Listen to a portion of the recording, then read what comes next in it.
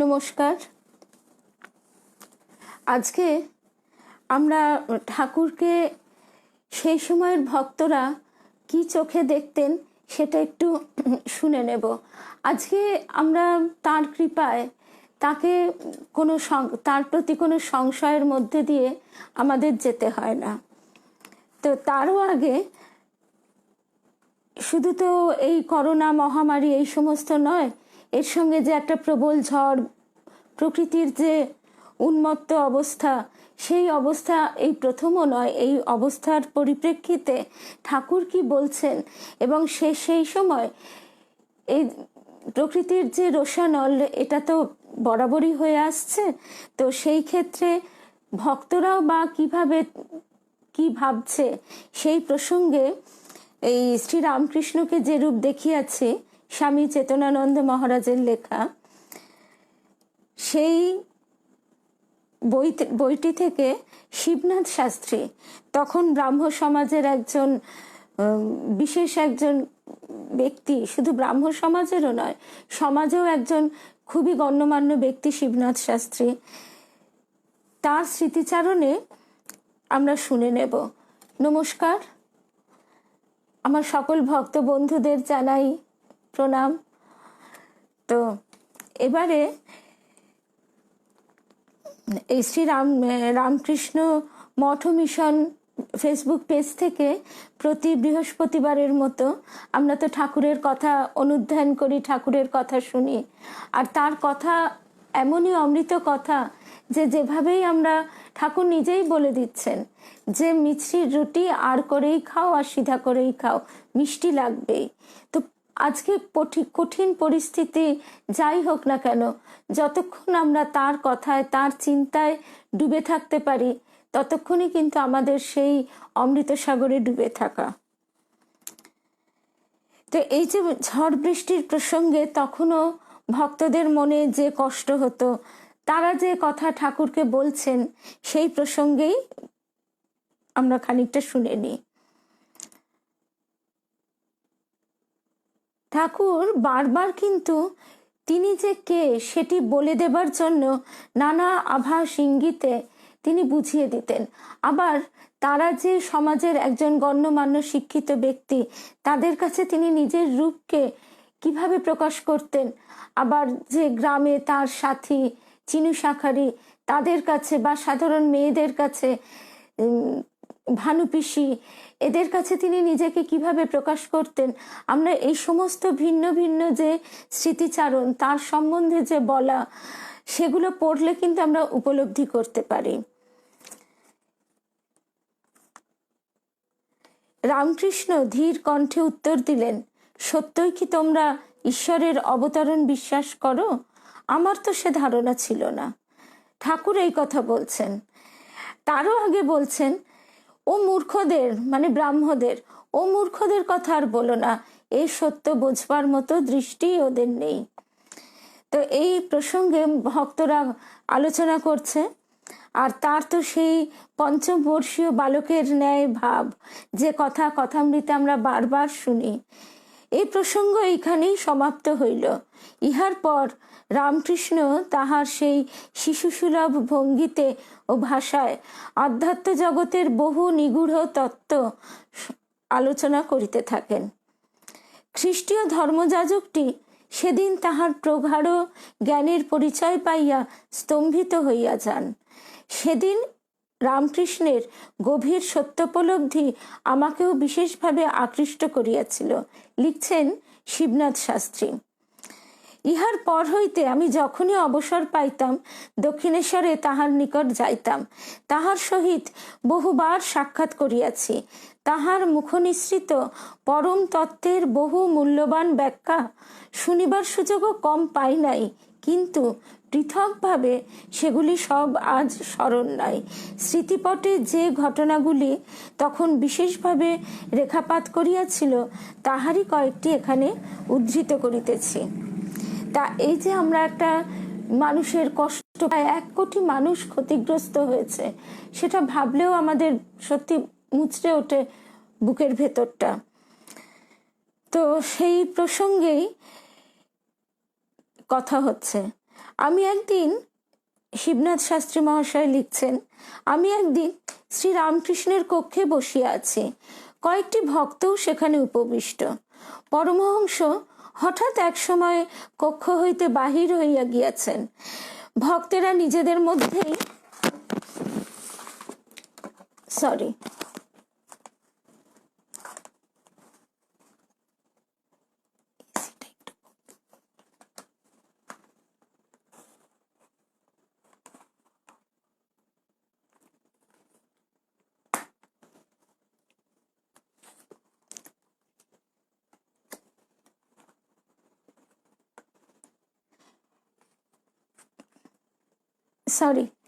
আচ্ছা, আমরা আবার পুরনো প্রসঙ্গে ফিরে যাই। তিনি কক্ষমধ্যে ভক্তেরা নিজেদের মধ্যেই ঈশ্বরের গুণাগুণের বিচার আরম্ভ করিলেন।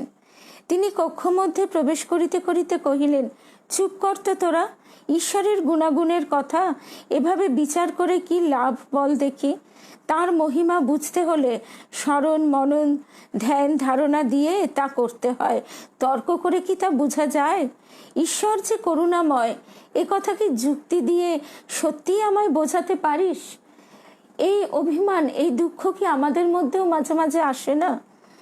এই যে সেদিন শাহবাজপুরের বন্যায় আর ঝড়ে শত শত লোকের প্রাণ নষ্ট হলো, এ কি করুণার নিদর্শন?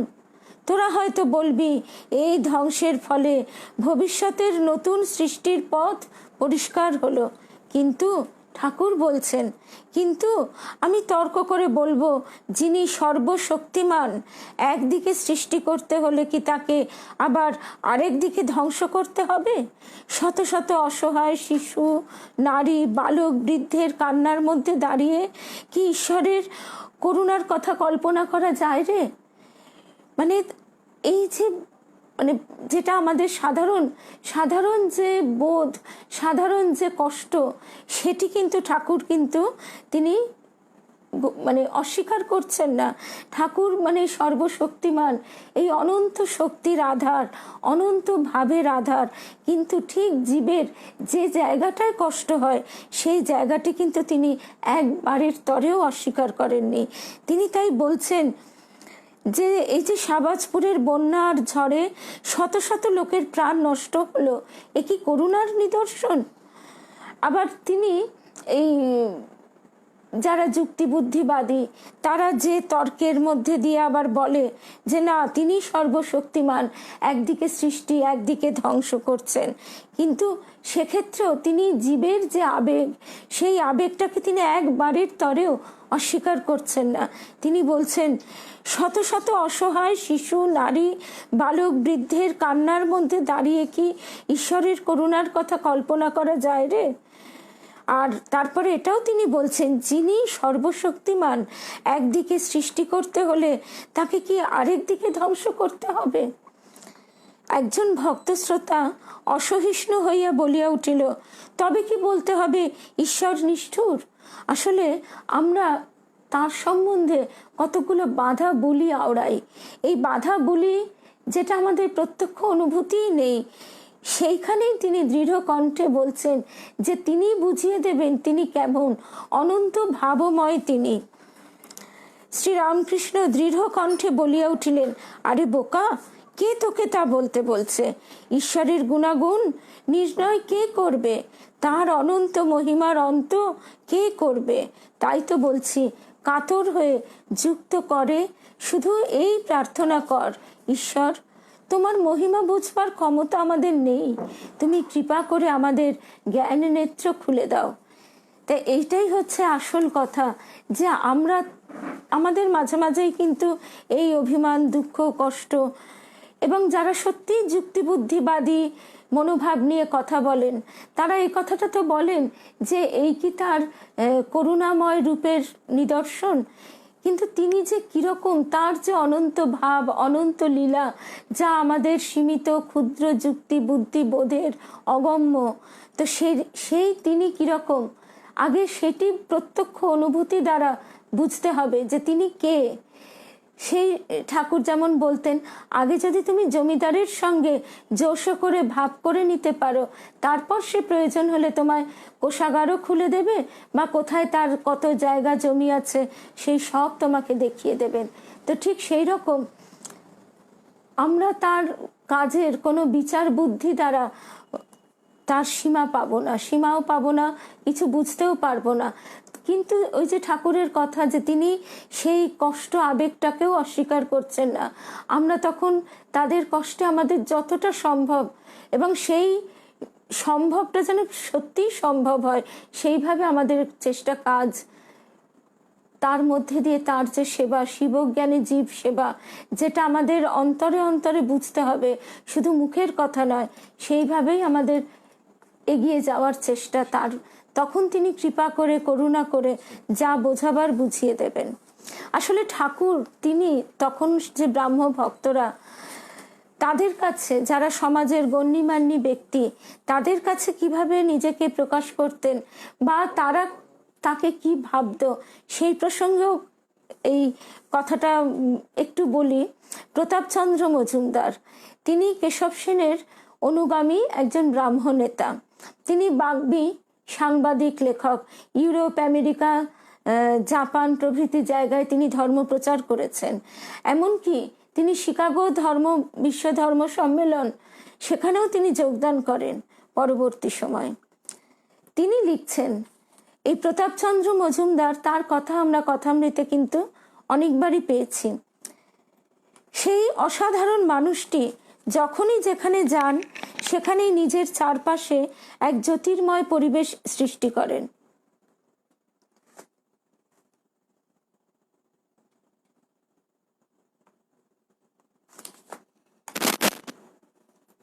দেখতে একটু কোনো প্রবলেম হচ্ছে কি?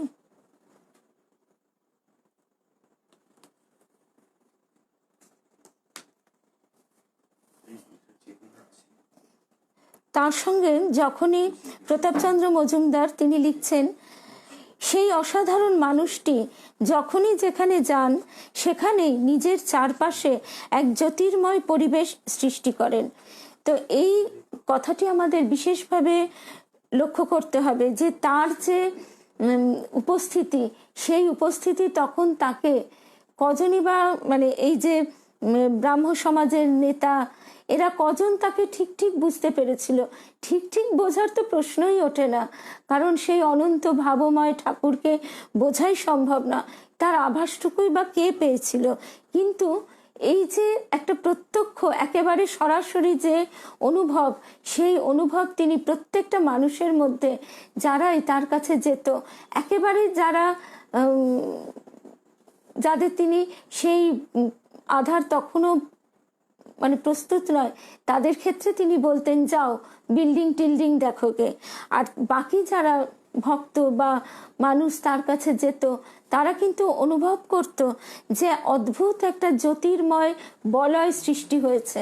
এবং এই কথা মহেন্দ্রনাথ স্বামীজির ছোট ভাই, তিনি লিখছেন যে পরমহংস মশাই যখন কীর্তন করতেন, যখন ভক্তগৃহে ভক্তদের সঙ্গে মায়ের নাম করতেন, একটা জ্যোতির তরঙ্গ যেন সমস্ত দরজা জানলা দিয়ে, সেই গৃহের দরজা জানলা দিয়ে গলি পথে প্রবাহিত হতো। তো স্বামী সোমেশ্বরানন্দ মহারাজ তিনি যেমন বুঝিয়ে দিয়েছেন যে আমাদের দেহ থেকে, প্রত্যেকের দেহ থেকে একটা শক্তির প্রবাহ প্রবাহিত হতে থাকে, যেটাকে চিৎ শক্তি বলা হয়, তন্মাত্রা। তো এবার যাদের যে ভাবের মানুষ, তাদের মন থেকে ঠিক সেই রকম শক্তি বিচ্ছুরিত হয়। এটা আমরা সংসারেও দেখি যে কোনো কোনো মানুষের কাছে গিয়ে বসলেই প্রাণটা যেন জুড়িয়ে যাচ্ছে। আবার আরেকজন মানুষের কাছে, সে হয়তো আমাকে কোনো অসুবিধাই আমার সৃষ্টি করেনি, বা সে আমাকে কোনো কিছুই বলেনি, কিন্তু দেখা যায় যে তার সাহচর্য বা শুধুমাত্র তার অবস্থান ঠিক আমার ভালো লাগছে না। এই কারণটাই হচ্ছে মানে তার দেহ থেকে যে জিনিস মানে যে শক্তি নির্গত হয় সেইটি। তো এই জন্যই মা আবার কি সুন্দর বলছেন যে ভক্তের এক জাত, মানে এই যে প্রত্যেক সব ভক্তরা যখন একত্রিত হয় তখন কি আমাদের মনের মধ্যে এই ধরনের প্রশ্ন আসে যে সে কোথা থেকে এলো, কোন জাতের মানুষ, কোন বংশের, সে ধনী কি দরিদ্র তা নয়। তখন প্রত্যেকের মনের মধ্যে একটা মূল সুর, মনের ভেতর থেকে সেই সুর প্রবাহিত হতে থাকে যে তার প্রতি যে ভক্তি এবং ভালোবাসার সুর। তাই সেইটাই কিন্তু প্রতাপচন্দ্র মজুমদার তিনি অনুভব করছেন। সেই অসাধারণ মানুষটি যখনই যেখানে যান সেখানেই নিজের চারপাশে এক জ্যোতির্ময় পরিবেশ সৃষ্টি করেন। আমার মন এখনো সেই জ্যোতির্মণ্ডলে ভাসমান। তার সঙ্গে যখনই সাক্ষাৎ হয়েছে তখনই অনুভব করেছি এক রহস্যময় অবর্ণনীয় করুণ রস যেন তার মধ্যে থেকে উৎসারিত হয়ে আমার ভিতরে প্রবাহিত হচ্ছে। তিনি এইভাবে কৃপা করে তার কাছে যারাই পৌঁছতো তাদেরকে তিনি শক্তি সঞ্চারিত করতেন। এই প্রবাহের সম্মোহ থেকে আমার মন আজও মুক্ত হতে পারেনি। তার ও আমার মধ্যে সাদৃশ্যের ক্ষেত্রটি কোথায়? তিনি এবার প্রতাপ মজুমদার তিনি নিজেকে ব্যাখ্যা করছেন যে তার অবস্থান বা তার মানসিকতা কিরকম। আমি একজন ইউরোপীয় ভাবাপন্ন, সভ্যতার আলোকপ্রাপ্ত, আত্মকেন্দ্রিক, অর্ধ সংশয়বাদী, তথাকথিত শিক্ষিত যুক্তিবাদী। নিজেকে তিনি অকপটে স্বীকার করছেন যে তার চরিত্র, তার স্বভাব কিরকম। আর তিনি একজন, যেটা সেই সময় পাগলা বামুন বলা হতো যাকে, যিনি ব্রাহ্ম সমাজে গেলে আলো নিভিয়ে দেওয়া হয়েছিল সভার, তার প্রতি কিছু মানুষের মনোভাব তখন কিরকম। আর তিনি একজন দরিদ্র, নিরক্ষর, শীর্ণ, বিবর্ণ, সংস্কৃতিহীন, রোগগ্রস্ত, অর্ধনগ্ন, অর্ধপৌত্তলিক, নির্বান্ধব হিন্দু ভক্ত। তার কথা শোনবার জন্যে কেন তবে আমাকে ঘন্টার পর ঘন্টা তার কাছে বসে কাটাতে হয়? যে আমি কিনা ডিসরেলি, ফসেট, স্ট্যানলি, ম্যাক্সমূলার সহ বিপুল সংখ্যক বিদগ্ধ ব্যক্তি ও ধর্মবিদের কথা শুনেছি। এই যে আবরণ আমাদের প্রত্যেকের মধ্যে, প্রত্যেক মানুষের মধ্যে যে একটা অহংয়ের আবরণ, এবং সে আবরণ কত রকম, আমার কোন বংশে জন্ম, আমার কোন কুলে জন্ম, আমি ব্রাহ্মণ কি ওই মানে এখন তার ক্ষত্রিয় বলে না, মানে আমি উঁচু জাত কি নিচু জাত, আমার বাপের বাড়ি এইরকম, আমার শ্বশুর বাড়ি এইরকম, আমি নারী কি পুরুষ, আমি শিক্ষিত, কত রকমের অহংকার, আমি অর্থবান, আমি শহুরে কি আমি, আমার ব্রাহ্ম মানুষের প্রতি একটা তুচ্ছ-তাচ্ছিল্য ভাব, এরকম একটার পর একটা পরতে পরতে আমাদের কিন্তু অহং জড়িয়ে আছে। এবং ঠিক প্রতাপ মজুমদার তিনি নিজের যে পরদগুলো, সেই অহংয়ের পরদগুলো তিনি নিজে স্বীকার করছেন, কিন্তু তিনি বিস্মিত হচ্ছেন যে তাকে তবুও কেন ঠাকুরের কাছে এই অমোঘ আকর্ষণে ছুটে যেতে হয়। এবং যে ছোট ছেলেরা ভালোবাসা তুচ্ছ করে, যে মা বাপের ভালোবাসা তুচ্ছ করে, এমনকি বিবাহ, মা বাবা জোর করে বিবাহ দিচ্ছে, যেটা খুব স্বাভাবিকভাবে তাদের আকর্ষণ করাটাই স্বাভাবিক, যদিও তারা তার পার্শ্বদ, তার লীলা সহচর, তবু তিনি তখন তো জীবকে শিক্ষা দেবার জন্য তারা এসেছেন। তা সেই সমস্ত কিছু ত্যাগ করে, তুচ্ছ করে, দূর দূরান্ত থেকে, আজকে তো আমরা একেবারে এসি গাড়ি করে কামারপুকুর জয়রামবাটি পৌঁছে যাচ্ছি, তখন কত কষ্ট করে সেই কাহিনীগুলো পড়লে, স্মৃতিচারণার কাহিনীগুলো আমরা জানতে পারি। রাত 2টোর সময় বিষ্ণুপুর স্টেশনে এসে নামতে হচ্ছে, এবং তখনকার ট্রেন যে কিরকম ট্রেন ছিল সেও আমরা বুঝতে পারি। মায়ের দর্শন মানে ঠাকুরের আরো পরবর্তী সময়, এবং সেখান থেকে রাত 2টোর পর গরুর গাড়ি করে 6 ঘন্টা লাগছে জয়রামবাটি আসতে। এবং যে আমোদর, সেই আমোদর নদ এখন কত ছোট্ট, সরু হয়ে গেছে, সেখানে তখন নৌকা পারাপার নেই, সেখানে তাদের বুক জলে নেবে, সেই জল বুক জলের মধ্যে দিয়ে হেঁটে হেঁটে পার হয়ে সন্ধ্যা রাত্রে মায়ের কাছে এসে পৌঁছতে হচ্ছে। আর মা লণ্ঠনটি নিয়ে অপেক্ষা করে আছেন যাতে না পথ ভুল হয়ে যায়, তার ভক্ত সন্তানরা আসছে, মায়ের কাছে তো সবই জানা। তো সেই রকম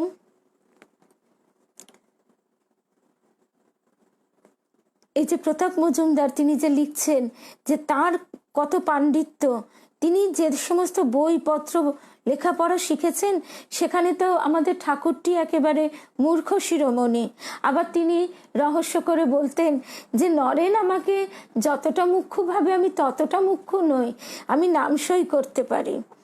আমি খ্রিস্টের একাগ্র ভক্ত ও অনুগামী, উদার চেতা খ্রিস্টীয় মিশনারি ও প্রচারকদের একজন গুণগ্রাহী বন্ধু এবং যুক্তিবাদী ব্রাহ্ম সমাজের একজন একান্ত অনুগত কর্মী। আসলে তখন অবস্থাটা সত্যিই সাংঘাতিক। একদিকে সতীদাহ সবে রদ হয়েছে, কিন্তু লুকিয়ে চুরিয়ে যে হয় না তারও কোনো ঠিক নেই। বহু বিবাহ, একটা 80 বছরের বৃদ্ধের সঙ্গে 8 বছরের মেয়ের বিয়ে দিয়ে দেওয়া হচ্ছে, কি আরো ছোট, তা না হলে তার জাত যাবে। এবং তারপরে হঠাৎ একদিন খবর আসছে যে সেই বৃদ্ধ মানুষটির দেহত্যাগ হয়েছে, সেই ছোট্ট শিশুটিকে নিয়ে গিয়ে পুড়িয়ে দেওয়া হচ্ছে, লেখাপড়া নেই, কিছু নেই। তারপর তো বহু বিবাহ তো রয়েছে, আরো কি সব রয়েছে, সেগুলো তো আমরা সেই সমাজের কথা একটু মনে করলেই আমাদের মনে পড়ে যায়। তবে কেন আমি মন্ত্রমুগ্ধের মতো তার কথা শুনি? কেবল আমি নই, আমার মতো অনেকে এরকম করে থাকেন। অনেকেই তার সঙ্গে সাক্ষাৎ করে তাকে পরীক্ষা করেছেন। দলে দলে মানুষ গেছে তাকে দর্শন করতে এবং তার সঙ্গে কথা বলতে। এইখানেও আমাদের কিন্তু একটা অদ্ভুত সুন্দর আশীর্বাদ রয়েছে। আমাদের এই যে আরেকটু পরবর্তী সময় যেহেতু আমরা জন্মগ্রহণ করে তার লীলা অনুধ্যান করছি বা তাকে কাছে পেতে চাইছি, কারণ আমাদেরও তো সেই একই মন, একই অহংকার, আমাদের সেই সংশয়াচ্ছন্ন মন নিয়ে তাকে বিচার করে কষ্ট করতে হচ্ছে না। আমরা অনেক বেশি, অনেক সহজে সেই কোষ্ঠী পাথর তো তিনি তার সঙ্গে করেই নিয়ে এসেছিলেন, সেইখানে একেবারে বিচার সমস্ত সমাপ্ত হয়ে গেছে। এরপরে যদি আমরা এখনো ভাবি আরো, তাহলে তো সেই গানটারই মতো যে ভাবতে যদি সময় গেল জানতে পেলাম কই, অভাজন বলে কি হয় তোমার স্নেহের যোগ্য নই। তা আমরা অভাজন নই, তার কৃপায় তিনি আমাদের দৃষ্টি তার দিকে তো নিশ্চয়ই ফিরিয়ে রেখেছেন। আমাদের কোনো কোনো চতুর কিন্তু প্রকৃতপক্ষে বুদ্ধিহীন বুদ্ধিজীবী তার মধ্যে কোনো পদার্থই দেখতে পাননি। কি অকপট স্বীকারোক্তি! আমাদের কোনো কোনো চতুর, যেটা বেশিরভাগ এই বুদ্ধিজীবী ব্যাপারটা তো এখনো রয়েছে, এবং তারা মনে করে তারা একেবারে সমস্ত কিছু তারা জানে এবং বুঝে গেছে। এটাই হচ্ছে একটা মানে অদ্ভুত মজার ব্যাপার যে তারা নিজেদের বিজ্ঞান মনস্ক বলে, কিন্তু বিজ্ঞান মনস্কতার একেবারে বিপরীত কথাই হচ্ছে যে এই অনন্ত জগৎ সৃষ্টি, অনন্ত রহস্যের কিন্তু কোনো কুল কিনারা নেই। সেখানে কি হতে পারে কি হতে পারে না এই কথা কোনো বিজ্ঞান মনস্কতাই বলতে পারে না। আমাদের পরদেশী খ্রিস্টীয় মিশনারিদের কিছু লোক তাকে ভণ্ড কিংবা আত্মপ্রবঞ্চিত ছিটগ্রস্ত ব্যক্তি বলে অভিহিত করেছেন। আমি তাদের বিরূপ সমালোচনা খুঁটিয়ে বিচার করেছি এবং এখন যা লিখছি তা ভেবেচিন্তেই লিখছি। তিনি যে কৃপা করে তার যে জ্যোতির্মণ্ডলীর মধ্যে প্রতাপচন্দ্র মজুমদারকে কৃপা করেছেন, সেই জন্যই তিনি মানে দুপক্ষের মানে টানাপোড়েনের মধ্যে থেকেও তিনি অনুভব করেছেন ঠাকুরকে।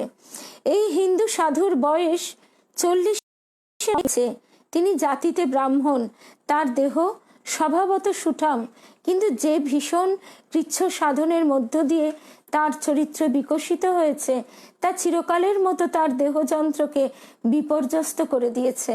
তার শরীরে ও মুখের চেহারায় এনে দিয়েছে এমন এক দুর্বলতা, পাণ্ডুরতা, শীর্ণতার ছাপ যা গভীরতম বেদনার উদ্রেক করে। এটি হচ্ছে ভালোবাসার একটি লক্ষণ, যে তাকে দেখে তার অন্তরাত্মা কেঁদে উঠছে, যে তিনি যত যাই বলুন না কেন, কিন্তু সামনে সামনে তার কষ্ট হচ্ছে দেখে সেই কষ্টটা কিন্তু এই প্রতাপচন্দ্র মজুমদার অনুভব করছেন। কিন্তু দেহের এই কৃশতার মধ্যেও তার মুখে উদ্ভাসিত থাকে এমন এক পূর্ণতা, শিশুসুলভ কোমলতা, প্রকাশমান সুগভীর নম্রতা, অনির্বচনীয় মাধুর্য ও অপরূপ হাসি, যা আর অন্য কারো মুখে দেখেছি বলে মনে পড়ে না।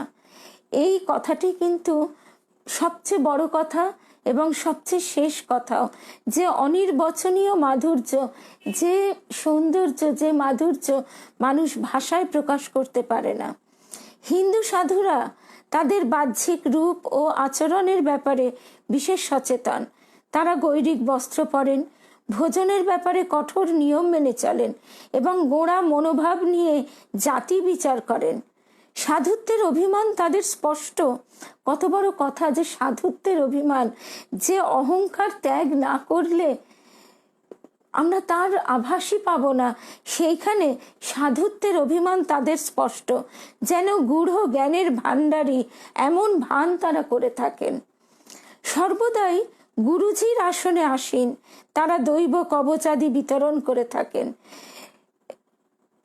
আর ঠাকুর তো সব সময় বলতেন, তিনি সকলের মানে রেণুর রেণু, তিনি সকলকে এমনভাবে প্রণাম করতেন যে গিরিশ ঘোষ মশাই তিনি বললেন যে এবার তুমি প্রণাম অস্ত্রেই সকলকে জয় করে নিলে। তো সেখানে অন্যান্য যে সাধু যারা বা যারা ধর্মের ধ্বজাধারী, তাদের প্রসঙ্গে তিনি বলছেন যে সর্বদাই গুরুজির আসনে আসীন, তারা দৈব কবচাদি বিতরণ করে থাকেন। এই মানুষটি কিন্তু অসাধারণ, এসব ব্যাপারে সম্পূর্ণ উদাসীন, অসনে বসনে তিনি সাধারণ মানুষের মতো, শুধুমাত্র প্রভেদ তার দৃষ্টিতেই নিষ্পৃহা। ঠিক এই কথাটা আমরা মায়ের ক্ষেত্রেও পাই, যে মাকে দেখেও তখন সব মানুষ অবাক হয়ে যেত যে মা তুমি তুমি সত্যি কি মহামায়া, তোমাকে দেখে তো একেবারে ঘরের মা ঠাকুমার মতো মনে হয়। ঠিক সেই রকম পান সাজা, তরকারি কোটা, খাবার দেওয়া, তাদের বিছানা করে দেওয়া, এমনকি ভোর রাত্রে উঠে ভক্তদের যাতে কষ্ট না হয় ঠিক সেই জন্য তিনি জল বয়ে নিয়ে আসছেন। শহরের মানুষদের গ্রামের পথে হাঁটতে কষ্ট হবে, মাটিতে কাদাতে পায়ে কাঁকড় ফুটবে, সেই জন্য তিনি নিড়ানি দিয়ে পথ পরিষ্কার করে দিচ্ছেন। আর তখনই মনে হয় এই পথ পরিষ্কার করে দেওয়া কি শুধু স্থূল অর্থেই, নাকি এই পথ তিনি জন্ম জন্মান্তরের মানুষের জীবের সংস্কার পরিষ্কার করে সেই পথ পরিষ্কার করে দিচ্ছেন। এই ইঙ্গিত যেন এই স্থূল কাহিনীর অন্তরালে লুকিয়ে থাকে।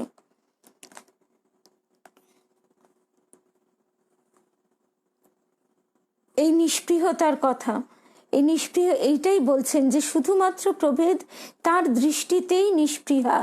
জাতিভেদ প্রথার অনুশাসন তিনি নিত্যই প্রকাশ্যে ভেঙে থাকেন।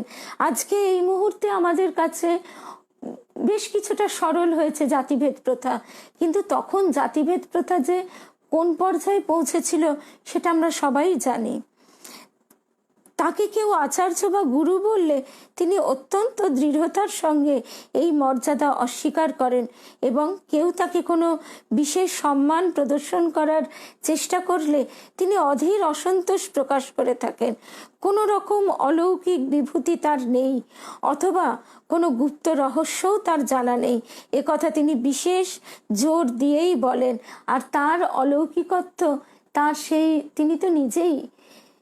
তিনি নিজেই তো অলৌকিক, কেননা এই অনন্ত ভাবকে কি করে এই পঞ্চভূতের মধ্যে গুটিয়ে নিয়ে আসা যায়। সেই ফোকর, যে ফোকরের কথা, একটা পাঁচিলের মধ্যে ফোকর, যেটা শ্রীম এবং ঠাকুরের কথার কথোপকথনের মধ্যে আমরা পাই, যে সেই ফোকরের মধ্যে দিয়ে যেন কয়েক ক্রোশ অব্দি দেখা যাচ্ছে। আর তিনি খুশি হয়ে মাস্টারমশাইকে বলছেন, এই তো তুমি বুঝে ফেলেছ। তা সেই রকম কোনো অলৌকিক বিভূতি তার নেই, অথচ তিনি কি সহজে মানুষের মনের সম্পূর্ণ পরিবর্তন ঘটিয়ে দিতেন। এটাই তো সবচেয়ে বড় অলৌকিকত্ব।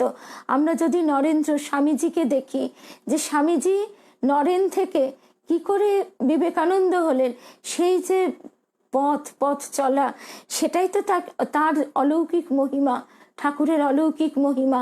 তার কাছে যারাই গেছে তার যে মানসিক পরিবর্তন ঘটিয়ে দেওয়া, এই সহজেই পরিবর্তনটুকু এনে দেওয়া, এটাই তো সবচেয়ে বড় অলৌকিকত্ব। বিষয়াসক্ত ও ইন্দ্রিয় পরায়ণ ব্যক্তিদের সঙ্গ তিনি সাবধানে পরিহার করেন। বাহ্যত তার অসাধারণত্ব কিছু নেই, তাহলে এটাও আমাদের মনে রাখতে হবে, বিষয়াসক্ত ও ইন্দ্রিয় পরায়ণ ব্যক্তিদের সঙ্গ তিনি পরিহার করেন।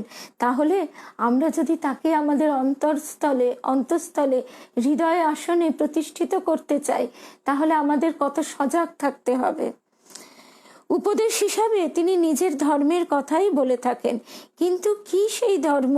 সে ধর্ম হিন্দু ধর্ম, কিন্তু এক অদ্ভুত ধরনের হিন্দু ধর্ম। এই সাধুটি, যার নাম রামকৃষ্ণ পরমহংস, কোনো বিশেষ হিন্দু দেবতার উপাসক নন। তিনি শৈব নন, শাক্ত নন, বৈষ্ণব নন, বৈদান্তিক নন, অথচ তিনি সবই। এই ঝগড়া বিবাদটা সেই সময় কিন্তু প্রচণ্ড ছিল শৈব শাক্ত বৈষ্ণব এদের মধ্যে। তিনি শিব, কালী, রাম ও কৃষ্ণের ভজনা করেন। তিনি বৈদান্তিক মতবাদের একজন অবিচলিত সমর্থক। তিনি মূর্তি পূজা করেন, অথচ তিনি যাকে অখণ্ড সচ্চিদানন্দ বলেন, সেই অদ্বয় নিরাকার অনন্ত পরমাত্মার একজন তিনি বিশ্বস্ত ও পরম অনুরক্ত ধ্যাতা। তার ধর্ম সাধারণ হিন্দু সাধুদের ধর্মের মতো নয়। তার ধর্ম বলতে কোনো বিশেষ মতবাদ সংক্রান্ত বিশ্বাসের পূর্ণ বিকাশ বা বিতর্কমূলক উৎকর্ষ বা পুষ্প, চন্দন, ধূপ, অর্ঘ্য দিয়ে বাহ্যিক পূজা বোঝায় না। এই প্রসঙ্গটা কিন্তু আজও সমান কিন্তু অর্থবহ। সেই প্রসঙ্গে আসার প্রয়োজন নেই, কারণ এই প্রসঙ্গটা আমরা সবাই জানি যে এখনো ওই শাক্ত বৈষ্ণব বা হিন্দু শৈব বৈষ্ণব এদের মধ্যে বিবাদ বা জাতিভেদটা কিছু মাত্রায় কমলেও সেটা যে মানে জাতির একেবারে গভীরে কিভাবে ঢুকে রয়েছে, সেটা আমরা সবাই তো অল্প বিস্তর জানি। তার ধর্মের অর্থ ভাবাবেশ, তার উপাসনার অর্থ অতীন্দ্রিয় অনুভূতি, অর্থাৎ তিনি তার কাছে যারাই যেতেন তাদেরকেই তিনি কিন্তু একেবারে প্রত্যক্ষ অনুভূতির দিকে ঠেলে দিতেন। তিনি স্বয়ং তাদের সেই প্রত্যক্ষ অনুভূতিতে এনেও দিতেন, আবার এমনভাবে তাদের মনের পরিবর্তন ঘটিয়ে দিতেন যাতে তারা আকুল হয়ে ব্যাকুল হয়ে সেই অনুভূতির পথে এগিয়ে যাবার চেষ্টা করে। আবার আরেকটা জিনিসও আমাদের বুঝতে হবে যে আজকে আমার হাতে যদি 1 মণ লোহার বাটখারা চাপিয়ে দেওয়া হয়, আমি যদি কারোর কাছে বারবার বলতে থাকি না দাও আমি ভার বইতে পারবো, কিন্তু 1 মণ বাটখারাটা যদি আমার হাতে চাপিয়ে দেওয়া হয়, আমি মাটিতে বসে পড়বো, আমি সেটা ধরে তুলতেই পারবো না। আধ্যাত্মিক প্রত্যক্ষ অনুভূতিও কিন্তু তাই। আমরা চাইলে তিনি দিলেও আমরা সেটা ধারণ করতে, গ্রহণ করতে পারি না। সেই জন্য আগে আমাদের নিজেদের প্রস্তুত করতে হবে, তার উপযুক্ত করতে হবে। যেমন ব্যায়াম করে, শরীর চর্চা করে আমাদের উপযুক্ত হতে হয় সেই ভার উত্তোলন করবার, সেই রকম আধ্যাত্মিক যে ভার আমরা ধারণ করতে যদি চাই, তার জন্য আগে নিজেদের প্রস্তুত করতে হবে। এক অদ্ভুত বিশ্বাস ও অনুভূতির অশান্ত অগ্নিতাপ ও উত্তেজনায় তার সমগ্র সত্তা অহরাত্র উদ্দীপ্ত থাকে, এবং এই উদ্দীপন সেটি তিনি ওই জ্যোতির তরঙ্গের মধ্য দিয়ে তার আশেপাশে যারা থাকতো তাদের মধ্যে চারিয়ে দিতেন। এই জিনিসটা আমরা যখন কামারপুকুর জয়রামবাটিতে বা বেলুর মঠে যাই, তখন আমরা নিজেরাও কিন্তু অনুভব করে থাকি যে সেখানে যখন সন্ধ্যারতি হয় বা কামারপুকুর জয়রামবাটিতে বসে, নাট মন্দিরে ঠাকুরের সামনে বসে যখন আমরা মহারাজদের কণ্ঠে যে গান শুনি, তখন যেন যে ভাব তরঙ্গে প্রত্যেকটা উপস্থিত প্রত্যেক ভক্তের হৃদয়ে যে অনুরণন একটা ধ্বনি প্রতিধ্বনিত হতে থাকে, সেটা কিন্তু আমরা নিজেরাই বুঝতে পারি। এবং এখানে সেই কথাই কিন্তু প্রতাপচন্দ্র মজুমদার বলছেন। তার আলাপ আলোচনা এই অন্তরাগ্নির বিরামহীন বহিঃপ্রকাশ, যা ঘন্টার পর ঘন্টা ধরে চলতে থাকে। আলাপ আলোচনায় যোগদানকারীরা ক্লান্ত হয়ে পড়লেও এই বাহ্যত কৃশ মানুষটি সমভাবে সতেজ থাকেন। দিনের মধ্যে প্রায় তিনি ভাব সমাধিতে মগ্ন হন এবং বাহ্য সংজ্ঞা হারিয়ে ফেলেন। এরূপ অবস্থা আরো ঘন ঘন হয় যখন তিনি তা আধ্যাত্মিক দর্শনের কথা বলেন কিংবা সে বিষয়ে কারো মধ্যে ঠিকার সাড়া লক্ষ্য করেন। এটাও আমরা কথামৃতে বারবার শুনতে পাই যে ঠাকুর উচ্ছ্বসিত হয়ে বলছেন, বলো কি গো, সত্যি নাকি? আহা, তোমার কথা শুনে আমার গায়ে লোমকূপ খাড়া হয়ে উঠছে। কিন্তু সমস্ত হিন্দু দেবদেবীর উপর তার যে এত গভীর শ্রদ্ধা, এটা কি করে সম্ভব? আসলে আমাদের তো খণ্ডিত ক্ষুদ্র সীমিত বোধ, সেই বোধ দিয়ে আমরা সমস্ত দেবদেবীকে আলাদা আলাদা মনে করি। তার এই অনন্য সাধারণ গ্রহণ শক্তির গোপন রহস্যটা কি? তার মতে এই দেবদেবীর প্রত্যেকে এক এক শক্তি, এক মূর্ত তত্ত্ব, যা প্রজ্ঞার আলোক ও পবিত্র মহিমায় অধিকারী সেই শাশ্বত নিরাকার সত্তার সঙ্গে আত্মার পরম সম্বন্ধটি উদ্ঘাটিত করে দেয়। এই কথাটা আমাদের ভালো করে বুঝতে হবে যে এই যে দেবদেবীর এই যে সময় পৌত্তলিকতা, এখনো টুকটাক এই কথাগুলো কানে আসে যে শুধু বাইরের আমরা এই সমস্ত দেবদেবীর পুজো করে আমরা খানিকটা কি বলবো, আমরা ভুল করছি, এই ধরনের কথা এখনো কি কানে আসে না? আর সেই সময় যখন পৌত্তলিকতা নিয়ে চরম অশান্তি চলছে, সেই সময় তিনি বলছেন কি, তিনি মানে বলছেন যে তিনি মা ভবতারিণীকে চাক্ষুষ করেছেন এবং চাইলে তিনি স্বামীজিকে বলছেন যে তোর থেকেও তাকে আমি পরিষ্কার দেখেছি, তার গায়ে হাত দিয়ে, তুই চাইলে তোকে দেখিয়ে দিতে পারি। এবং এই যে দেবদেবীর রূপ, সেটা কি এক মূর্ত তত্ত্ব, মানে সেটা পরে এই প্রতাপচন্দ্র মজুমদার নিজেই বুঝিয়ে দেবেন। সেটা বলি যে প্রজ্ঞার আলোক ও পবিত্র মহিমায় অধিকারী সেই শাশ্বত নিরাকার সত্তা, এই যে অসীম যে চৈতন্য, এই শাশ্বত নিরাকার সত্তা, এই সত্তাই ঠাকুরই বুঝিয়ে দিয়েছেন আমাদের। এই অনন্ত নিরাকার ভক্তি হিমে জমে জমাট হয়ে দেবদেবীর রূপ পরিগ্রহ করে। ঠিক যেমন এই সাগরে বরফখণ্ড ভক্তি হিমে এই জল জমে বরফ হয়ে যায়, ঠিক সেই রকমটি। এবং সেই শাশ্বত নিরাকার সত্তার সঙ্গে আত্মার পরম সম্বন্ধটি উদ্ঘাটিত করেন। উদাহরণস্বরূপ এইবার প্রতাপচন্দ্র মজুমদার বুঝিয়ে দিচ্ছেন যে উদাহরণস্বরূপ শিব, এই সাধুর দৃষ্টি ও উপলব্ধিতে, মানে ঠাকুরের দৃষ্টি এবং উপলব্ধিতে শিব হলেন ধ্যান তন্ময়তা ও যোগের মূর্ত বিগ্রহ। অর্থাৎ শিব হচ্ছেন, আমরা যেরকম ক্যালেন্ডারে বা ছবিতে শিবকে দেখতে পাই, সেরকম একটা শুধুমাত্র যে কল্পনার একটা মূর্তি তা কিন্তু নয়। শিব হচ্ছে একটা স্টেট অফ মাইন্ড বা একটা স্তর, যেখানে শিবের কতগুলো গুণ ঘনীভূত হচ্ছে এবং সেই জায়গায় সাধকরা অবস্থান করেন এবং আমাদের চেষ্টা হবে জীবত্ব ছেড়ে সেই শিবত্বে নিজেকে প্রতিষ্ঠিত করবার পথে এগিয়ে যাওয়া। জগতের যত উদ্বেগ দুশ্চিন্তা সব বিস্মৃত হয়ে পরম ব্রহ্মের অনির্বচনীয় পূর্ণাঙ্গ রূপের ধ্যানে শিব সমাহিত। জগতের আমরা এই যে সামান্য কিছু বিষয় একেবারে অস্থির হয়ে যাই, জগতের যত উদ্বেগ দুশ্চিন্তা সব বিস্মৃত হয়ে পরম ব্রহ্মের অনির্বচনীয় পূর্ণাঙ্গ রূপের ধ্যানে শিব সমাহিত। বেদনা বঞ্চনা আকিঞ্চন পরিশ্রম ও নিঃসঙ্গতা সব কিছুতে নিরাবেগ। এই জন্যই আমরা গুরুকে শিব রূপে বন্দনা করি। ঈশ্বরে নিত্যযুক্ত থাকার দিব্য আবেশে চির আনন্দময়, ধীর, মৌনী, প্রসন্ন, স্বীয় আবাসভূমি হিমালয়ের মতো নিশ্চল মহাদেব ধ্যানপরায়ণ ও আত্মমগ্ন ব্যক্তিদের আদর্শ। অর্থাৎ শিব যে কোনো একটি ব্যক্তি তা নয়, শিব একটা রূপ, একটা অবস্থান, শিব রূপে একটা অবস্থান করা। এবং সেই জন্য যে এটি হচ্ছে এমন একটা অবস্থান, যে অবস্থানে আমাদের জীবত্ব থেকে শিবত্বে, অর্থাৎ এই অবস্থানের আমাদের এগিয়ে যাবার চেষ্টা করে যেতে হবে। পাপ ও বিষয়াসক্তির প্রতীক বিষধর সর্প তার আনন্দময় দেহ বেষ্টন করে আছে, কিন্তু তার কোনরূপ ক্ষতি সাধন করতে পারে না।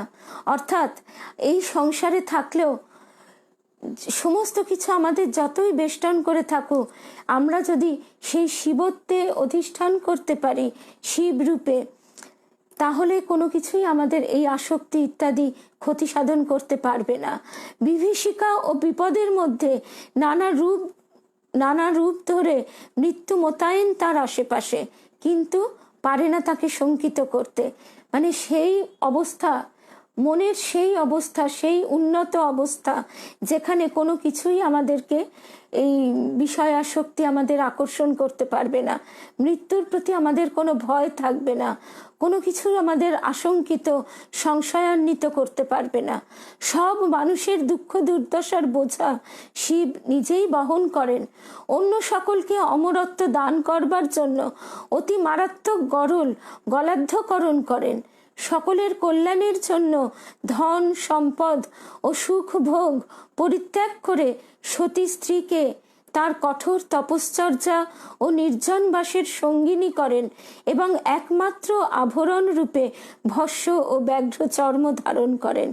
অর্থাৎ এখানেও কিন্তু এই যে ঠাকুর যে কথাটা বলতেন কামিনী কাঞ্চন প্রসঙ্গে, সেখানে কিন্তু এই কামরূপের ত্যাগ, কামরূপের যে রূপের প্রকাশ কামিনীর মধ্যে দিয়ে সেই রূপকে ভোগ করবার যে তৃষ্ণা, সেইটি ত্যাগ করার কথা বলা হচ্ছে। কিন্তু এখানেই দেখা যাচ্ছে যিনি শিব, তিনি তার ঈশ্বরীয় পথের বা ঈশ্বরীয় ভাবের সঙ্গিনী করে নিয়েছেন তার সতী স্ত্রীকে, সেই তপশ্চর্যা ও নির্জনবাসের সঙ্গিনী করে নিয়েছেন। এবং এই যে স্বার্থপর, আমরা চরম চরম স্বার্থপর, এই স্বার্থপরতা তার নেই। তিনি সকলের কল্যাণের জন্য সমস্ত ভোগ সুখ ত্যাগ করেছেন এবং সকলের কল্যাণের জন্য সমস্ত কষ্ট তিনি নিজে তিনি গ্রহণ করেছেন। এই নীলকণ্ঠ তিনি যে কষ্টটা নিজের মধ্যে গ্রহণ করে নিয়েছেন, এটা একটা রূপক হিসেবে যে তিনি যে গরল পান করছেন, আসলে তিনি সমস্ত মানুষের দুঃখ দুর্দশার বোঝা নিজেই বহন করছেন। শিব হলেন যোগীদের দেবতা।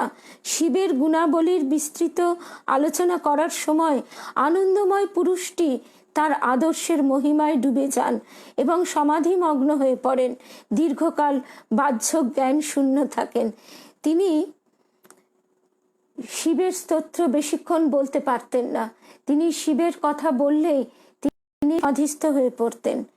এরপর হয়তো তিনি আসেন, এবং এই ঘটনাটাও আমরা জানি যে ওই যে 12টা শিব মন্দির দক্ষিণেশ্বরে, সেখানে তিনি একবার শিব দর্শন করতে গিয়ে তার এমন অবস্থা হয়েছিল, সর্বশরীর রক্তবর্ণ, এবং তিনি এমনভাবে টলছিলেন যে লোকে ভয় পেয়ে গিয়েছিল। মথুরবাবু ছুটে এসেছিলেন যে ওখান থেকে বুঝি তিনি পড়ে যাবেন।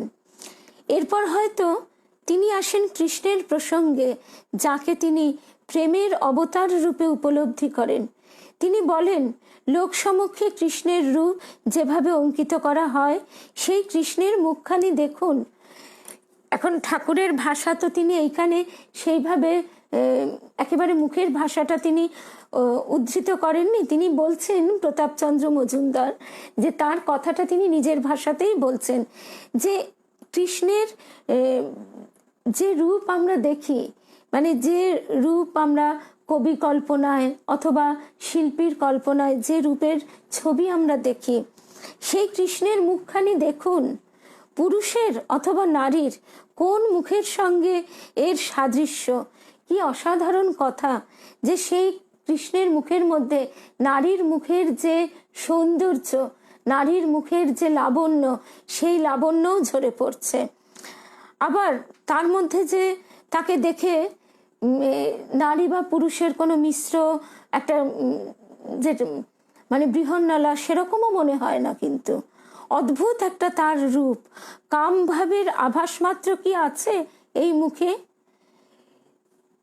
প্রেম আর কামের যে তফাৎ, সেটা কিন্তু আমরা এই জগৎ সংসারে এসে ভীষণভাবে গুলিয়ে ফেলেছি।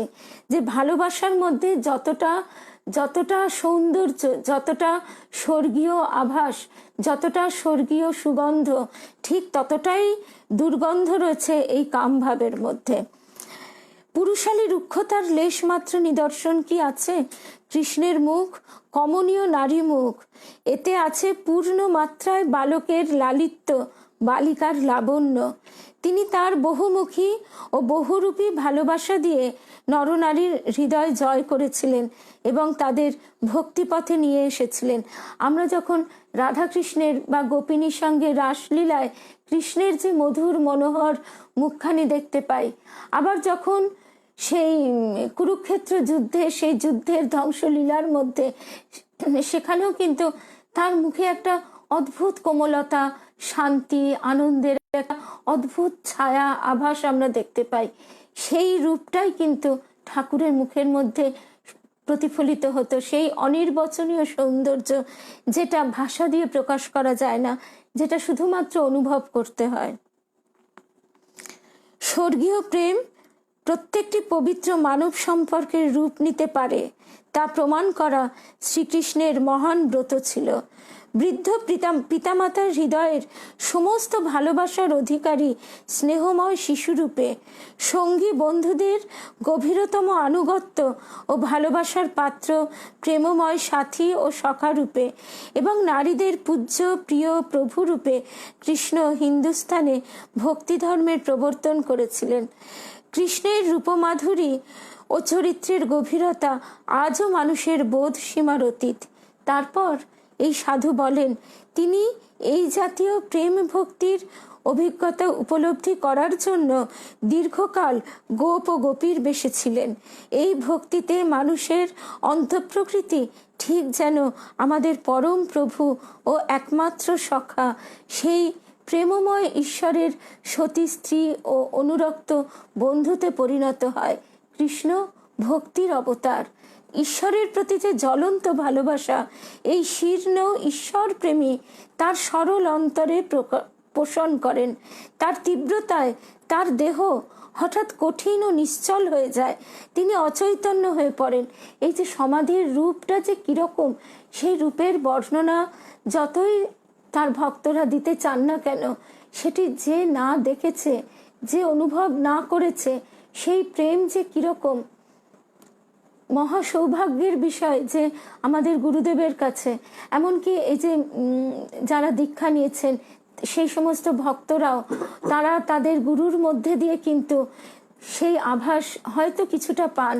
এই যে গীতানন্দ মহারাজ, ভূতেশ্বরানন্দ মহারাজ, এদের মুখের মধ্যে তাকালেও যেন, বা আমাদের গুরুদেবের মুখের মধ্যে তাকালেও, মুখের দিকে তাকালে যে অদ্ভুত একটা লালিত্য, লাবণ্য ফুটে ওঠে, সেটা যেন আমরা তো এই যারা শহরে বাস করি তারা জ্যোৎস্নার সৌন্দর্য সম্বন্ধে একেবারেই অবহিত নই, কারণ এই জ্যোৎস্নার সৌন্দর্য কিন্তু চাঁদের সৌন্দর্যের থেকে অনেকটাই অন্যরকম।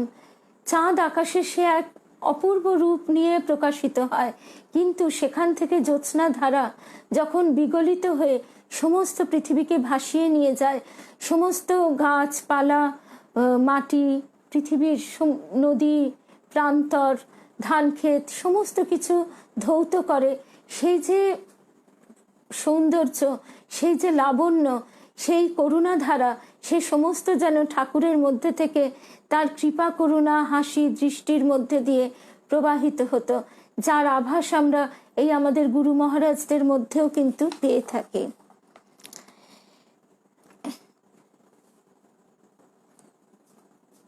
তিনি তার সেই ভাব সমাধি অবস্থা এইসবের বর্ণনা করছেন, যে সেই ঈশ্বরের প্রতি জ্বলন্ত ভালোবাসা, এই শীর্ণ ঈশ্বর তিনি তার সরল অন্তরে পোষণ করেন। তার তীব্রতায় তার দেহ হঠাৎ কঠিন ও নিশ্চল হয়ে যায়, তিনি অচৈতন্য হয়ে পড়েন, তার চোখ দুটি দৃষ্টি হারিয়ে স্থির হয়ে থাকে। এমনকি যারা সংশয়বাদী বিভিন্নভাবে চেষ্টা করেছেন, যে তখন তার মধ্যে তো প্রাণের লক্ষণটুকু দেখতে পাননি, তারা তাদের যে বিজ্ঞান, সেই বিজ্ঞান দিয়ে তারা কোনো প্রমাণ বা কোনো সিদ্ধান্তে আসতে পারেননি। এমনকি তার ভক্তদের, তার পার্শ্বদের মধ্যেও সেই একই পরিবর্তন তিনি এনে দিতেন কৃপা করে। তার চোখ দুটি দৃষ্টি হারিয়ে স্থির হয়ে থাকে, তার নিশ্চল বিবর্ণ অথচ হাস্যময় মুখমণ্ডল বেয়ে অশ্রু গড়িয়ে পড়ে। এই বাহ্য জ্ঞান হারানোর মধ্যে একটা বিশেষ তাৎপর্যপূর্ণ অতীন্দ্রিয় ভাব আছে। যখন তার সকল বাহ্যিক ইন্দ্রিয়ানুভূতি চলে যায়, তখন তিনি স্বীয় আত্মার মধ্যে কি অনুভব করেন কে বলতে পারে। ভগবত প্রেম যে ইন্দ্রিয়াতীত অবস্থার সৃষ্টি করে, তার গভীরতার পরিমাপ কে করবে? কিন্তু বাইরের জগতের কাছে যখন তিনি মৃত, তখন যে তিনি কিছু দর্শন করেন, শোনেন এবং আনন্দ উপভোগ করেন, সে বিষয়ে কোনো সন্দেহ নেই। তা না হলে এই সংজ্ঞাহীন অবস্থায় কেন তিনি কান্নায় ফেটে পড়েন, প্রার্থনা করেন, গান করেন এবং কথা বলেন, যার মর্ম ও অতি করুণ ভাব কঠিনতম হৃদয়কেও বিদীর্ণ করে। যে ব্যক্তি পূর্বে ধর্মের প্রভাবে কখনো অশ্রুপাত করেনি, তার চোখও অশ্রুতে ভরে যায়। ক্ষণে ক্ষণে তিনি কালীর কথা বলে থাকেন, কালীকে তিনি মা বলে ডাকেন। কালী মূর্ত শক্তি, ঈশ্বরীয় শক্তি, যা দেখা যায় নারী চরিত্রে ও প্রতিপত্তিতে। কালী প্রকৃতি স্বরূপা, তিনি সকল অত্যাচারীকে দমন করেন। তিনি তার স্বামীকে মাটিতে শায়িত করে তার বুকের উপর চরণ স্থাপন করেন। তিনি সকল জীবকে মায়ামুগ্ধ করে জয় করেন। অর্থাৎ পুরুষ শিব, সে নিশ্চল অবস্থায় আছে, কিন্তু তাকে ভিত্তি করে, তার উপরে দাঁড়িয়ে তিনি তখন এই সমস্ত জগৎ সংসারের যে লীলা, এই সমুদ্র তো স্থির, তার মধ্যে যে ঢেউ তরঙ্গ, সেই ঢেউ তরঙ্গই যেন সেই মা কালীর রূপ। তার যেসব সন্তান তার কাছে মা বলে আসে এবং তার চরণে শরণ প্রার্থনা করে, তিনি তাদের মোক্ষ দান করেন ও রক্ষা করেন। প্রচণ্ড শক্তির বলে তিনি এ কাজ অব্যর্থ রূপে সম্পাদন করেন। তার মাতৃসুলভ আবেদন ভক্তদের হৃদয়ে সন্তানোচিত স্নেহ অনুরাগ জাগিয়ে তোলে। রামপ্রসাদ সেনের অপূর্ব ভক্তিগীতির মধ্যে মায়ের জন্য সন্তানের যে ভাবাবেগ অভিব্যক্ত হয়েছে, তা কালী উপাসনার বাস্তবতা ও কার্যকারিতার বিস্ময়কর প্রমাণ। আমাদের সাধুর মতে, এখানে ঠাকুরকে তিনি বলছেন আমাদের সাধুর মতে শক্তি পূজা হলো শিশুর মতো সমস্ত অন্তর দিয়ে ঈশ্বরের মাতৃত্বের প্রতি পরমানন্দে আত্মনিবেদন। নারীর শক্তি ও প্রভাব এই ঈশ্বরীয় মাতৃভাবের প্রতীক। সুতরাং নারীর সঙ্গে আমাদের বন্ধুর শারীরিক কোনো সম্পর্ক নেই। এখানে প্রতাপচন্দ্র মজুমদার শেষকালে আমাদের সাধু বলতে বলতে তিনি বলছেন আমাদের বন্ধুর, অর্থাৎ এই বন্ধু, এই সম্পর্কটা হচ্ছে সবচেয়ে সুন্দর। যে এবং আমরা মহাভারতেও দেখি দ্রৌপদীর স্বামী রয়েছে, কিন্তু তাও তাকে বলা হয় নাথবতী অনাথবৎ। তাকে যখন চরম অপমানিত হতে হচ্ছে, তখন কিন্তু সেই তার পরম বন্ধু কৃষ্ণেরই সহায়তা তাকে চাইতে হয়েছিল।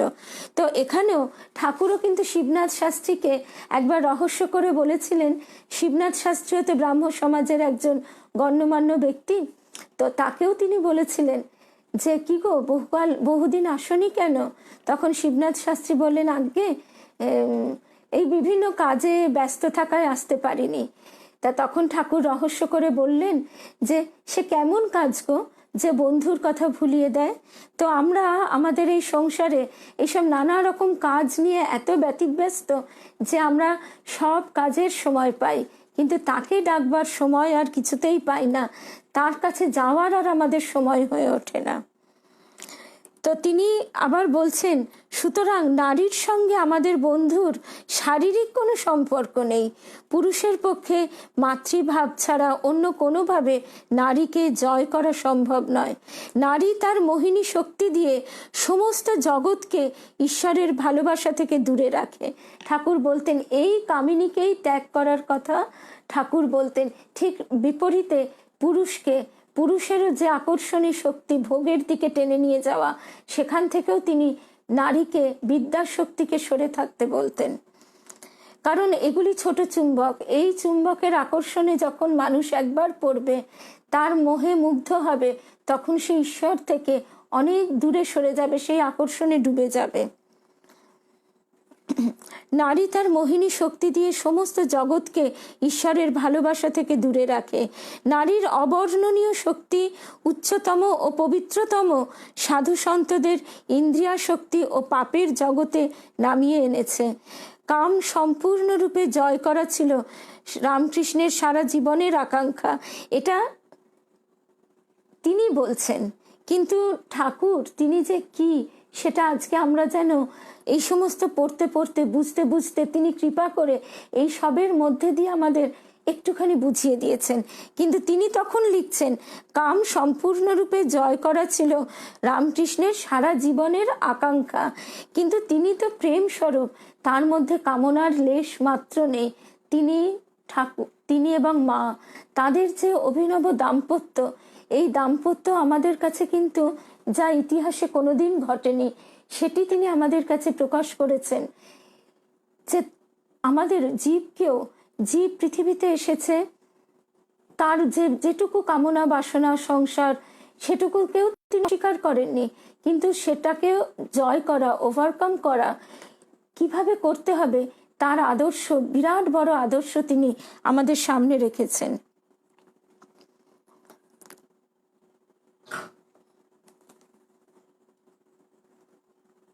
যে মাকে তিনি উপাসনা করতেন, অর্থাৎ কালী মাতা, তাকে জানিয়ে দিয়েছিলেন যে সেই কালী মা তাকে জানিয়ে দিয়েছিলেন, মানে প্রত্যক্ষ অনুভূতি, যে যত নারী আছে সকলেই তার এক একটি রূপ। সেই জন্য তিনি এখন প্রত্যেক নারীকে মাতৃজ্ঞানে সম্মান করেন। নারী, এমনকি ছোট ছোট বালিকাদের দেখলেও তিনি মাথা নিচু করে প্রণাম করেন। এমনকি আমাদের এত অহংকার যে যাদের আমরা হেয় চোখে দেখতে অভ্যস্ত, নটীদের, বারবনিতাদের, তাদেরকেও তিনি মা বলে একেবারে তাদের কাছে তিনি তাদের স্পর্শ করে তিনি তাদেরকে উদ্ধার করে দিচ্ছেন। এই সমস্ত ঘটনাগুলো আমরা জানি। তো এই হচ্ছে আমাদের ঠাকুর, যে এই রকম লীলা আমরা কোথাও কোনোদিন পড়িও নি, শুনিও নি। তো সেই ঠাকুর যে তিনি কৃপা করে তিনি আমাদের যে তার দিকে আমাদের মুখটি ফিরিয়ে রেখেছেন, এটি তো তার অশেষ কৃপা। এবং এই যে সহজ পথ, এবারে সহজ পথ, এই কথাটা তিনি বারবার বলেছেন। কেন সহজ পথ? তিনি তার লীলার মধ্যে দিয়ে ঈশ্বরকে পাওয়ার যে প্রত্যক্ষ অনুভূতিতে পৌঁছানো যায়, কিভাবে যায়, কিরকম ব্যাকুলতা, সেটাও তিনি উদাহরণ দিয়ে বুঝিয়ে দিয়েছেন। তো সেই পথে এবার আমাদের চলার চেষ্টা করতে হবে। তো আগের দিন আমরা অধর সেন এবং বঙ্কিমচন্দ্র মহাশয়, এদের দুজনের ব্যাপারে আমরা শুনছিলাম, ঠাকুরের সঙ্গে এদের সাক্ষাৎ। তা এই যে ঠাকুরকে তখন যে ব্রাহ্ম সমাজের নেতারা বা গণ্যমান্য ব্যক্তিরা কিভাবে দেখতেন, তার একটা আভাস আমরা এখানে পেলাম। তো এবারে বঙ্কিমচন্দ্র চট্টোপাধ্যায় তখনই তিনি বিখ্যাত, এবং সর্বোপরি তিনি একজন ডেপুটি ম্যাজিস্ট্রেট, এবং অধর সেন মহাশয় তিনিও। এই দুজনের সঙ্গে ঠাকুরের যে কথা, সেই কথা একেবারে যেন তীরের মতো, জ্বলন্ত শলাকার মতো বিদ্ধ করছে। তা এবারে সেই কথা আমরা খানিকটা শুনে নিই। অধর সেন, বঙ্কিমচন্দ্র এবং সেদিন মাস্টারমশাইও ঠাকুরের সঙ্গে ছিলেন। এ কথা আমরা কথামৃতেও পাই, কিন্তু এই ঘটনাটা এখন আমরা অচিন্ত্য কুমার সেনগুপ্ত মহাশয়ের পরম পুরুষ শ্রী শ্রী রামকৃষ্ণ থেকেই শুনব। আচ্ছা, ঠাকুর বলছেন, আপনি কি বলেন, মানুষের কর্তব্য কি? আগে তা যদি বলেন, বঙ্কিম বললে পরিহাস করে। এই কথাটা লক্ষণীয়, ঠাকুরকে পরিহাস করে বলছেন, এবং তার আগে তারা আবার নিজেদের মধ্যে ইংরেজিতে কথা বলছেন যাতে ঠাকুর বুঝতে না পারেন। আগে তা যদি বলেন, বঙ্কিম বললে পরিহাস করে, আহার নিদ্রা মৈথুন। তুমি বড় ছেঁচড়া। ঠাকুরের কণ্ঠস্বরে বিরক্তি ঝরে পড়ল। যা রাত দিন করো তাই তোমার মুখে বেরুচ্ছে। লোকে যা খায় তার ঢেকুর ওঠে, মূলো খেলে মূলোর ঢেকুর ওঠে, ডাব খেলে ডাবের ঢেকুর ওঠে। কাম কাঞ্চনের মধ্যে রয়েছ, তাই ওই কথাই বেরুচ্ছে মুখ দিয়ে। কেবল বিষয় চিন্তা, কেবল বিষয় চিন্তা করলে পাটোয়ারি স্বভাব হয়। পাটোয়ারি স্বভাব মানে হিসেবি, শুধু হিসেব নিকেশ। এই হিসেবি স্বভাব তো আমাদেরও। আমাদের দেবী মা ঠিক এই কথাটাই বলতেন, যে আমরা ঠাকুরকেই সব সময় সংসারের মধ্যে ডুবে আছি। আমরা ঠাকুরকে কবার ডাকতে পারলাম, একবার দুবার ডাকলাম কি ডাকলাম না, তাতেই মনে করি আমরা কত বড় ভক্ত হয়ে উঠেছি। আবার অভিযোগ করি যে তোমাকে এত ডাকলাম তবু তুমি আমাকে কিছু দিলে না, আবার ওকে দিয়েছো আমাকে দিলে না। এই যে সব সময় হিসেব, কিন্তু যেখানে প্রকৃত ভালোবাসা থাকে সেখানে কি হিসেব আসে? মা কি তার শিশুকে, সন্তানকে হিসেব করে ভালোবাসে? এটা তো আমাদের জগৎ সংসারের সবচেয়ে স্বচ্ছ সম্পর্ক বলা হয়। তো সেখানেই যদি বাবা সন্তানের মধ্যে হিসেবে থাকে না, তাহলে ঈশ্বরকে ভালোবাসার মধ্যে যদি হিসেব আসে, তাহলে তো সেটা প্রকৃত ভালোবাসাই নয়। কেবল বিষয় চিন্তা করলে পাটোয়ারি স্বভাব হয়, কপট হয় মানুষ। আর ঈশ্বর চিন্তা করলে, ঈশ্বর সাক্ষাৎকার হলে ও কথা কেউ বলবে না। অর্থাৎ তিনি প্রেম স্বরূপ, আনন্দ স্বরূপ। সেই প্রেম স্বরূপ ঈশ্বরের ছায়া যদি জীবাত্মার মধ্যে পড়ে, তাহলে কিন্তু সেই আলো এসে আলোকিত উদ্ভাসিত হয়। তখন তার মধ্যে কিন্তু পাটোয়ারি বুদ্ধি, কোনো কপটতা, হিসেব নিকেশ কিচ্ছু থাকে না। এক সাধুর কাছে এক রাজা এসেছে। সাধুকে প্রণাম করে রাজা বললে, আপনি পরম ত্যাগী। কে বললে? সাধু হাসতে হাসতে বললে, রাজা, আপনি যথার্থ ত্যাগী। আমি? রাজা তো বাক্যহীন। তাছাড়া আবার কি? যে সবচেয়ে দামি জিনিস, প্রিয় জিনিস ত্যাগ করে সেই তো বড় ত্যাগী। বললে সাধু, আমি তো কতগুলো তুচ্ছ জিনিস ত্যাগ করেছি, কাম কাঞ্চন, ভোগ, ঐশ্বর্য, কিন্তু সবচেয়ে যা প্রিয়, সবচেয়ে যা মূল্যবান, সেই পরমাত্মাকে আপনি ত্যাগ করেছেন, আর তা কত অনায়াসে। তাই সন্দেহ কি আপনিই বড় ত্যাগী? বলুন, তাই নয়? সত্যি আমরা যে কিসের মধ্যে থাকি সেইটাই আমরা বুঝে উঠতে পারি না। আমরা মানে আসল হিরে ফেলে এই কাঁচের পেছনে, তার জৌলুসের পেছনে দৌড়ই, কিন্তু তারপর জানি না যে কি আঘাত আমাদের জন্য অপেক্ষা করে আছে। শুধু পাণ্ডিত্য হলে কি হবে? যদি ঈশ্বর চিন্তা না থাকে, যদি বিবেক বৈরাগ্য না থাকে, ঠাকুর একেবারে সেই পণ্ডিত, শিক্ষিত, তথাকথিত শিক্ষিত একজন ডেপুটি ম্যাজিস্ট্রেটের সামনে আমাদের মূর্খ শিরোমণি ঠাকুর একেবারে তীক্ষ্ণ তীর তিনি ঢুকিয়ে দিচ্ছেন। চিল শকুনি খুব উঁচুতে ওঠে, কিন্তু নজর ভাগাড়ের দিকে। অনেক শাস্ত্র পুঁথি পড়েছে পণ্ডিত, শোলক ঝাড়তে পারে অফুরন্ত, কিন্তু মেয়ে মানুষে আসক্ত, টাকা মান সার বস্তু মনে করেছে। সে আবার পণ্ডিত কি? ঈশ্বরে মন না থাকলে পণ্ডিত কি? পাণ্ডিত্যে আছে কি? শুধু শুষ্কতা, শুধু দাহ। যেখানে রাজত্ব করার কথা সেখানে এসে দাসত্ব করা, অর্থাৎ শুধু কাম কাঞ্চনের দাসত্ব করা। পরম প্রাপ্তিটি তো প্রণতিতে। আমরা যদি ঈশ্বরের কাছে নিজেকে সম্পূর্ণরূপে নিবেদন করতে পারি, তাহলেই কিন্তু তিনি আমাদের বুঝিয়ে দেবেন কোনটা সার আর কোনটা অসার। কেউ কেউ মনে করে, ঠাকুর আবার বলছেন, এরা পাগল, এরা বেহেড, কেবল ঈশ্বর ঈশ্বর করে। এই কথা শিবনাথ শাস্ত্রী বলেছিলেন যে, এবং আরো অনেকেই বলতেন যে ঈশ্বর ঈশ্বর করে নরেন্দ্রেরও মনে হয়েছিল। কিন্তু স্বামীজি তিনি তো তার পার্শ্বদ রূপে, তার কোষ্ঠী পাথর রূপে আমাদের কাছে তিনি প্রমাণ করে দেবেন, সেই জন্য এসেছেন। সেই জন্য তারও কিন্তু মনে হচ্ছে যে ইনি পাগল, অর্ধোন্মাদ। কিন্তু অর্ধোন্মাদ হয়েও যে কথাগুলো ইনি বলছেন সে কথা তো খুব সাধারণ কথা নয়। এবং সেই সিমলে থেকে এক অদ্ভুত আকর্ষণে, সেই আকর্ষণ কি? ভালোবাসার আকর্ষণ, প্রেমের আকর্ষণ। এইটাইতেই আমরা বুঝতে পারি কি প্রেম আর কি কাম। সেই প্রেমের আকর্ষণে নরেন্দ্রকে তিনি টেনে আনছেন। নরেন্দ্রের জন্য তিনি আকুল হয়ে কাঁদছেন।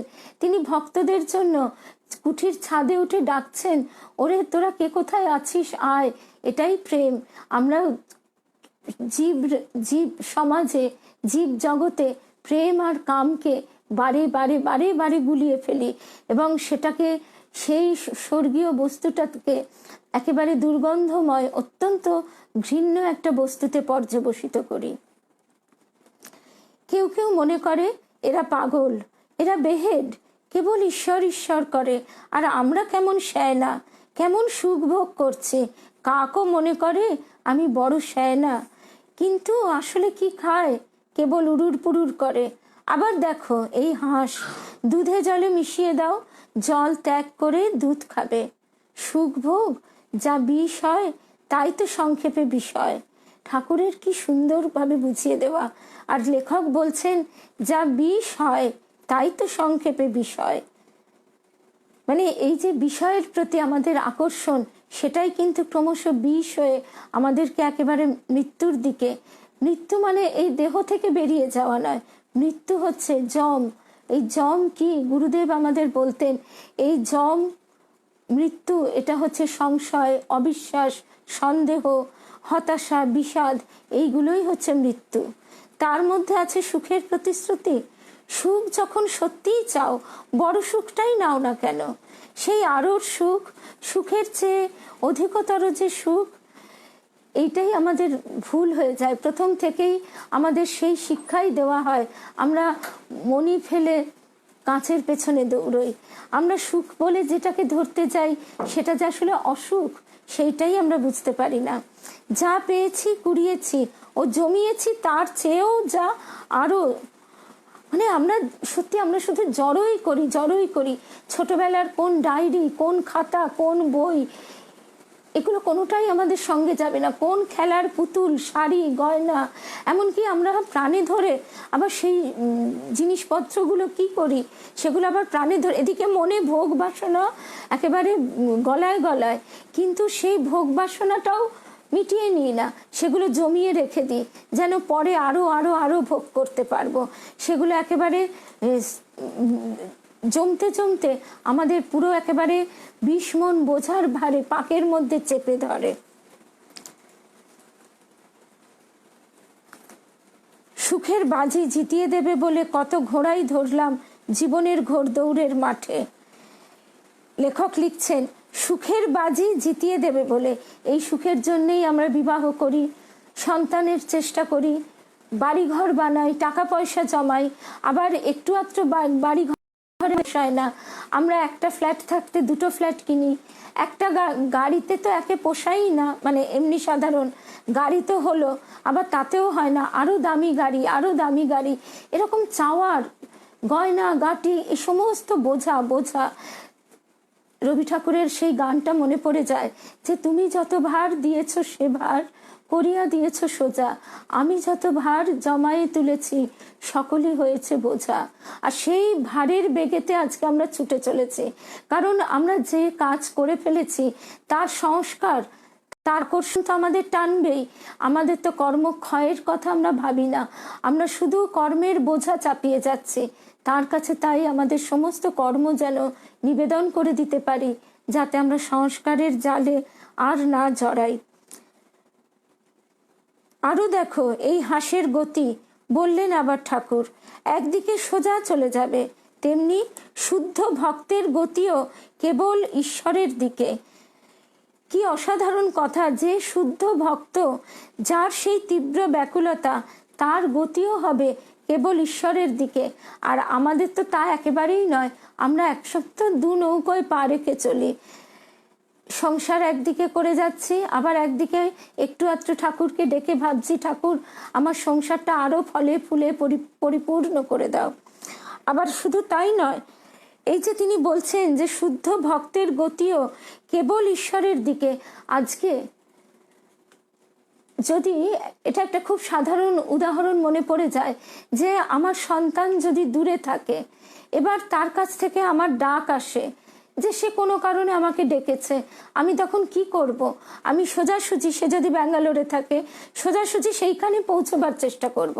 তা নাকি আমি আগে কাশ্মীর বেড়াতে যাব, গোয়া বেড়াতে যাব, তারপর সাউথ ইন্ডিয়ায় আরও যা যা আছে সেই সব ঘুরে দেখে শুনে তারপর তার কাছে পৌঁছবো। তা তো নয়। তার প্রতি যে এই যে সন্তানের প্রতি মায়ের টান, ঠিক সেই টানটার কথা ঠাকুরই বুঝিয়ে দিয়েছেন যে সেই একবার সেই ডাকটা যদি আসে, সেই আকর্ষণ, ঈশ্বরের প্রতি ভালোবাসার আকর্ষণ যদি আমাদের অন্তরে, সেই ব্যাকুলতা যদি জাগে, তখন তার গতি কিন্তু কেবল ঈশ্বরের দিকেই হয়। তখন সংসারের অন্য কোনো দিকে তার আর মন থাকে না। তার কাছে বিষয় রস তেতো মনে হয়, হরিপাদপদ্মের সুধা বই আর কিছু ভালো লাগে না। বিশেষ করে তাকালেন আবার বঙ্কিমের দিকে, কোমল স্বরে বললেন, আপনি যেন কিছু মনে করো না।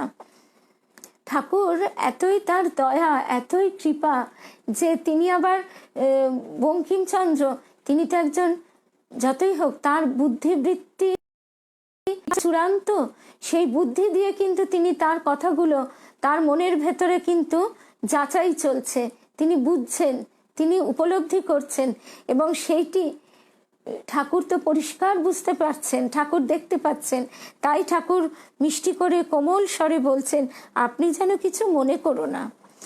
সরল সপ্রতিভের মতো বঙ্কিম বললে, আগে মিষ্টি শুনতে আসিনি। কিন্তু বঙ্কিম জানে তার অন্তরের মধ্যে এর চেয়ে আর মিষ্টি নেই। শক্তিশালী ওষুধের নাম জানি না, খেতে খুব ঝাঁঝালো, কিন্তু মধুরের মতো কাজ করে আত্মগুণে, আরোগ্য এনে দেয়। ঠিক তেমনি বঙ্কিমচন্দ্র, তিনিও উপলব্ধি করছেন যে কথাগুলো আজকে তাকে যতই বিদ্ধ করুক না কেন, তার যে অহংকার, সেই পাণ্ডিত্যের অহংকার, উচ্চ পদের অহংকার, সমস্ত চূর্ণ বিচূর্ণ করে দিচ্ছে। ঠিক যেমন আমরা কথামৃতের প্রথমেই মাস্টারমশাই এবং ঠাকুরের কথোপকথনেও পাই। তিনি বুঝতে পারছেন যে আমরা যে ওষুধটা, সেই ওষুধ হয়তো খুব ঝাঁঝালো, কিন্তু সেই ওষুধই আমাদের আরোগ্য এনে দেয়। আমরা তো সবাই বিকারগ্রস্ত, বিকারের রোগী, তো আমাদের এই ওষুধ, এই পথ্য আমাদের নিতেই হবে।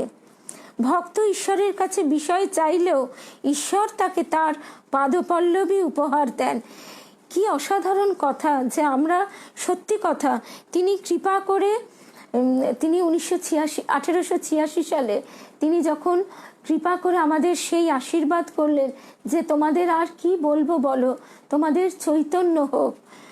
আমাদের গুরুদেব, তার কাছে আমরা বারবার শুধু আমরা বিষয় বাসনাই, যাতে আমাদের বিষয় বাসনা কি হয়, স্তিমিত হয়, সেই কথাই আমরা তার কাছে বলেছি। কিন্তু তবু তিনি কৃপা করে আমাদের আত্মোন্নতির আশীর্বাদটুকু দিয়েছেন, এবং এই আশীর্বাদ ফলবতী হবেই। তার যে চৈতন্য হোক, এই আশীর্বাদ ফলবতী হচ্ছে।